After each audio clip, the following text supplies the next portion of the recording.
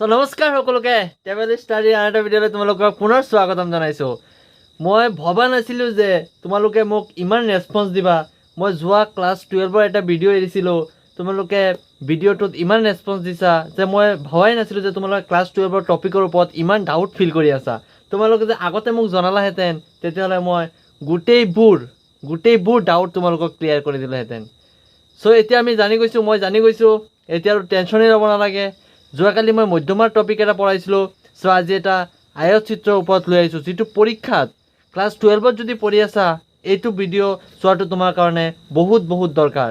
Class 12ত পঢ়াসকলে এইটো video' সকলোৱে চাবা, নিশ্চয় চাবা। চ' আজি টপিকটো হৈছে আমাৰ আয়ত চিত্ৰ। কি চিত্ৰ? আয়ত চিত্ৰ। চ' আমি একো প্ৰব্লেম ল'ব নালাগে, আজি ভিডিঅ'টো আৰম্ভ কৰোঁ।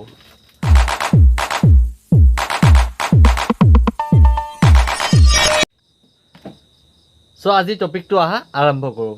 চ' আমাক দিছে কুৱেশ্যনটো ভালকৈ চাই ল'বা, চালি জাৰি চাবা, ঠিক আছে। চ' দিছে তলত দিয়া তথ্যৰ পৰা এখন আয়ত চিত্ৰ নিৰ্ণয় কৰা।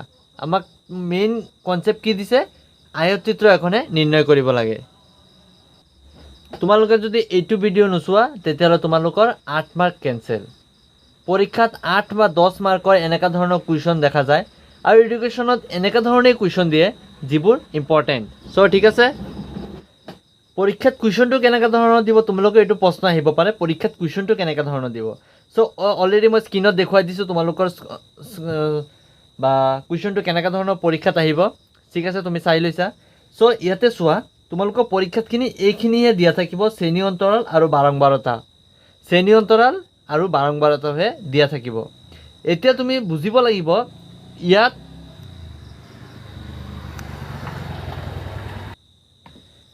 তোমালোকক যদি আয়ত চিত্ৰ এটা আঁকিব দিয়ে তেতিয়াহ'লে তোমালোকে প্ৰকৃত সীমাটো নিশ্চয় ওলাব লাগিব।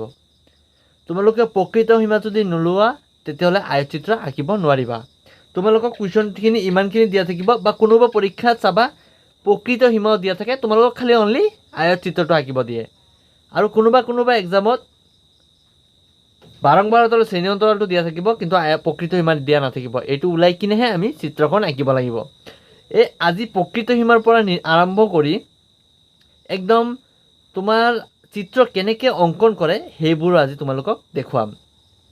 চ' তোমালোকে চাই আছা ট্ৰেভেল উইথ ষ্টাডি, মানে অধ্যয়নৰ সৈতে ঘূৰি ফুৰা, যিটো ক্লাছ 12ৰ লেচন 7 এডুকেশ্যনৰ কনচেপ্ট 7ৰ পৰা আনিছোঁ, চেপ্টাৰৰ পৰা একদম কনচেপ্ট ক্লিয়াৰ হৈ যাব। ভিডিঅ'টো সম্পূৰ্ণকৈ চাবা, স্কিপ নকৰাকৈ। স্কিপ কৰিলে তোমাৰেই লছ হ'ব, মোৰ একো নহয়। যোনে ভালকৈ স্কিপ নকৰাকৈ চাব তাৰহে পৰীক্ষাত ভাল মাৰ্কছ আহিব। চ' ঠিক আছে, চ' ইয়াতে ওলাব লাগে।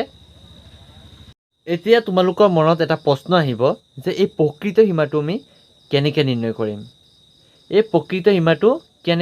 কৰিম? তোমালোকে যদি ট্ৰেভেল ষ্টাডি চাই আছা তেতিয়াহ'লে টেনশ্যনৰ কোনো দৰকাৰেই নাই। মই আছোঁ, তোমালোকক A to Z বুজাই দিম, আয়ত চিত্ৰ এখন কেনেকৈ অংকন কৰিব লাগে A to Z শিকাই দিম, কিন্তু তোমালোকৰ পৰা 1 টকাও নলওঁ। কি নলওঁ? 1 টকাও নলওঁ। খালি তোমালোকৰ পৰা কি বিচাৰিম? এটা লাইক আৰু এটা ধুনীয়া এটা কমেণ্ট দি দিবা যদি বুজি পাইছা, যদি মই বুজাবলৈ তোমালোকক সক্ষম হৈছোঁ, ঠিক আছে। চ' আহা ভিডিঅ'টো প্ৰকৃত সীমা কেনেকৈ নিৰ্ণয় কৰিব লাগে এইটো আমি জানো। তোমালোকে স্ক্ৰীণত চোৱা যে কেনেকৈ নিৰ্ণয় কৰে। নিম্নসীমা যি আছে, নিম্নসীমা, এই শ্ৰেণী অন্তৰালৰ নিম্নসীমা কোনটো? এই শ্ৰেণী অন্তৰালৰ নিম্নসীমা হৈছে 36। শ্ৰেণী অন্তৰালৰ নিম্নসীমাটো কি? 36 দিব লাগে। নিম্নসীমা যিটো আছে, নিম্নসীমা ইয়াত আছে 36, আৰু এই 36ৰ পৰা আমাক 0.5, এই 0.5 যিটো আছে এইটো কি কৰিব লাগিব? 0.5টো আমাৰ কৰিব লাগিব মাইনাছ, আৰু উচ্চ সীমাৰ পৰা 0.5 প্লাছ কৰিব লাগিব। তো 36ৰ পৰা 0.5 মাইনাছ কৰিলে কি হ'ব? হ'ব 35.5। গম পাইছা? আৰু যদি 40ৰ লগত 0.5 প্লাছ কৰা হয় আমাৰ কি হ'ব? 40.5। ইমানলৈকে ক্লিয়াৰ হৈছে?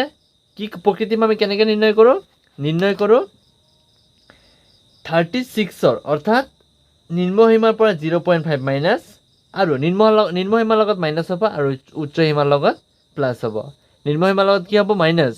ইয়াত 36 আছিলে, 0.5 মাইনাছ কৰিছোঁ তো কি ওলাইছে 35.5 ইয়াতে 40 আছিলে 0.5 প্লাছ কৰিছোঁ কি হৈছে 40.5 ঠিক তেনেদৰে সেম এনেকৈ কৰিব লাগিব কি হ'ব ইয়াতে 40.5 মাইনাছ 45.5 ইয়াতে কি হ'ব ইয়াতে কৰি লৈছা তোমালোকে এনেকৈ কৰিব লাগিব কেনেকৈ হ'ব এইটো তোমালোকে চাই লোৱা কেনেকৈ কৰিব লাগিব এনেকৈ আমি প্ৰকৃত সীমা ওলাই লৈছোঁ কেনেকৈ ওলাইছোঁ গমেই পাইছা মই কৈ দিছোঁ উচ্চ সীমাৰ লগত 0.5 বৃদ্ধি কৰিম আৰু নিম্ন সীমাৰ লগত 0.5 কমাই দিম সব হৈ গৈছে প্ৰকৃত সীমা হৈ গৈছে আমাৰ প্ৰকৃত সীমা ওলাই গৈছে তো মেইন পইণ্টত আমি আহোঁ এতিয়া আমাক ওলাব লাগে কি এতিয়া আমাক ওলাব লাগে আয়ত চিত্ৰ কি ওলাব লাগে এই আয়ত চিত্ৰটো উলিয়াম কেনেকৈ আমাৰতো গ্ৰাফ বহি লাগিব গ্ৰাফ বহি নহ'লে আমি ওলাব নোৱাৰিম চ' এতিয়া গ্ৰাফ বহিৰ যোগেদি তোমালোকক বুজাই দিম ঠিক আছে আহ আমি গ্ৰাফ বহিৰ জৰিয়তে ভিডিঅ'টো আয়ত চিত্ৰটো বনাওঁ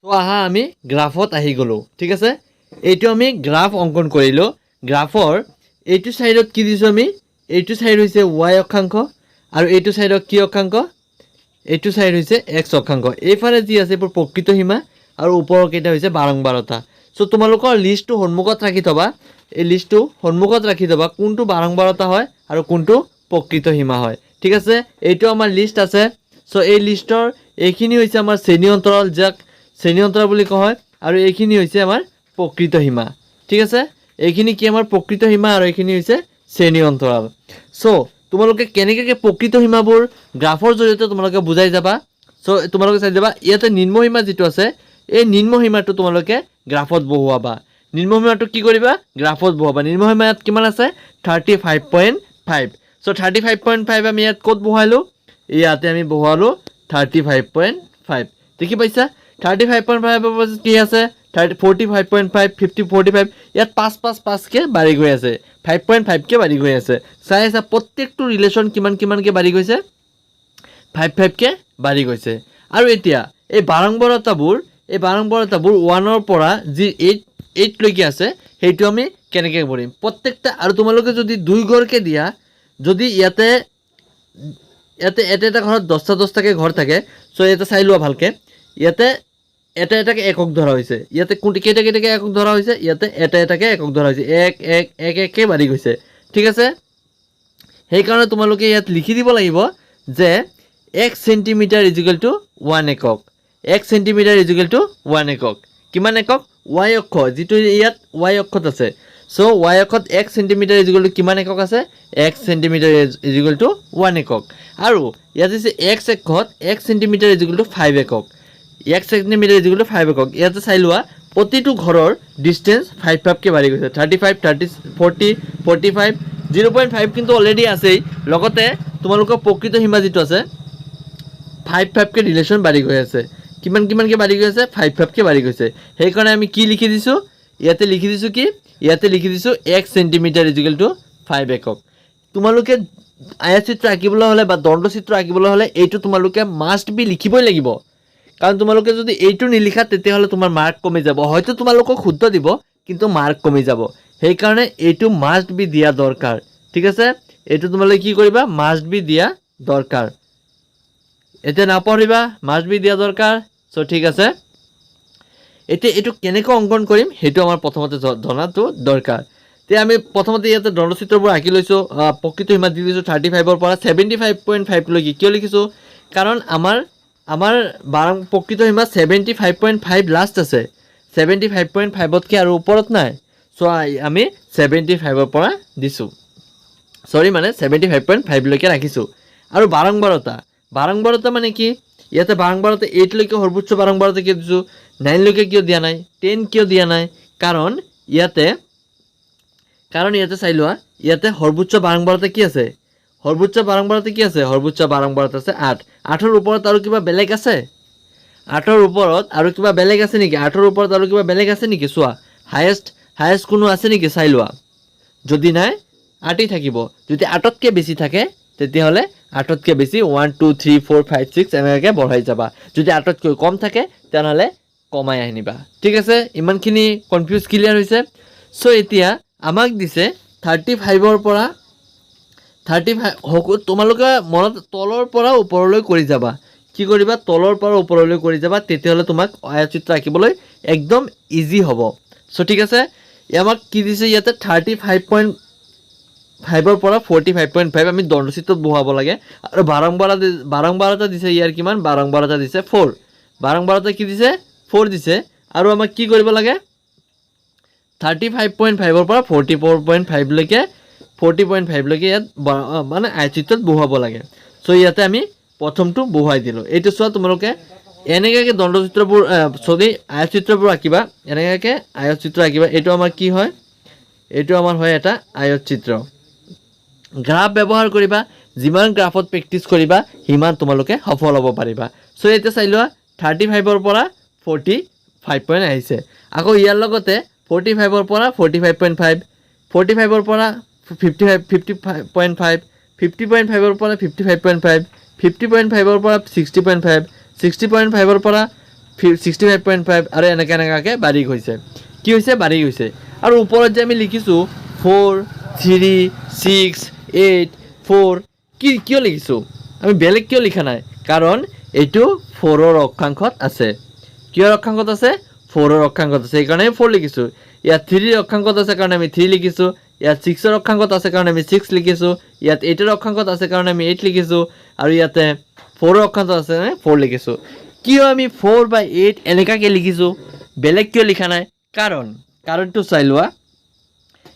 চাই লোৱা ইয়াতে লিখা আছে 35.14 লৈকে 4 বাৰংবাৰতা আছে ক'ত আছে আমি যেটো শ্ৰেণী অন্তৰাল কৰিছিলো এই শ্ৰেণী অন্তৰালত ধুনিয়াকে লিখা আছে এই শ্ৰেণী অন্তৰালটো ধুনিয়াকে লিখা আছে ইয়াত 4 বাৰংবাৰতা সো ইয়াত আমি কি লিখিছো 4 লৈ ৰূপান্তৰিত কৰিছো কিয় ৰূপান্তৰিত কৰিছো আমি 4 লৈ ৰূপান্তৰিত কৰিছো ইমানখিনি বুজি পাইছা কনফিউজটো ক্লিয়াৰ হৈছে আয়তচিত্ৰ কেনেকৈ আঁকিব লাগে এইটো হল আমাৰ ফুল প্ৰসেস এটা আয়তচিত্ৰ আঁকিবৰ কাৰণে ফুল প্ৰসেস হয় আমাৰ আয়তচিত্ৰ আঁকিবৰ কাৰণে গোটেইবোৰ কনফিউজ তোমালোকৰ ক্লিয়াৰ হৈছে গোটেইবোৰ কনসেপ্ট ক্লিয়াৰ হৈছে আৰু প্ৰবলেম নাই তোমালোকৰ প্ৰবলেম আছে আৰু কিবা প্ৰবলেম আছে আয়তচিত্ৰৰ কাৰণে কিবা প্ৰবলেম আছে পাই লাগিলে তোমালোকে স্ক্ৰিনশ্বট এটা লৈ লোৱা যাতে তোমালোকৰ কোনো অসুবিধা নহয় প্ৰকৃত সীমা সদায় এইফালে লিখিবা আৰু বাৰংবাৰতা সদায় ওপৰত লিখিবা প্ৰকৃত সীমাবোৰ y x অক্ষৰ পিনে আৰু বাৰংবাৰতাবোৰ y অক্ষৰ পিনে এইফালে হৈছে y আৰু এইফালে হৈছে x ইমানখিনি বুজি পাইছা আৰু এইটো মাস্ট বি লিখাটো বহুত দৰকাৰ তো আয়তচিত্ৰৰ কনফিউজখন ক্লিয়াৰ হৈছে মই যদি তোমালোকক বুজাব পাৰিছো তেনেহলে নিশ্চয় লাইক শ্বেয়াৰ আৰু সাবস্ক্ৰাইব এটা কৰি দিবা জয় হিন্দ